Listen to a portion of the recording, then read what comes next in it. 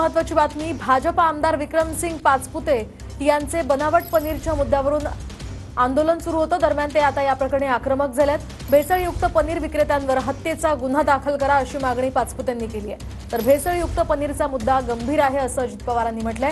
भेसळयुक्त पनीर पकडण्यासाठी पोलिसांची कारवाई आता वाढवण्यात येणार असल्याचं अजित पवार म्हणाले।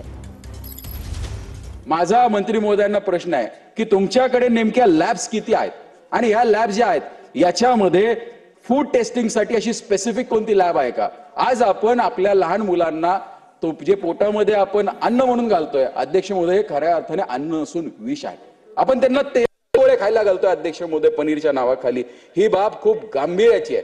मी उपमुख्यमंत्री महोदयांना विनंती केली की मला थोडंसं प्रायोरिटी आहे, कारण हा विषय खूप गंभीर आहे आणि हा जनतेच्या हिताचा आहे। याच्याकडे अध्यक्ष महोदय लक्ष देणं गरजेचं आहे। अक्षरशः लोकांच्या जीवाशी खेळण्याचा हा प्रकार आहे आणि त्याच्यामुळे मी माझ्या स्तरावर मीटिंग लावतो, संबंधित अधिकारी सगळे बोलवतो। त्याच्यामध्ये सन्माननीय सदस्य विक्रम पाचपुतेंनाही बोलवतो आणि इन्फ्रास्ट्रक्चरच्या बाबतीमध्ये ज्या काही लॅब किंवा इतर काही गोष्टी लागतात त्या सगळ्या पूर्ण करण्याच्या करता जेवढा निधी लागेल तेवढा निधी मी उपलब्ध करून देतो।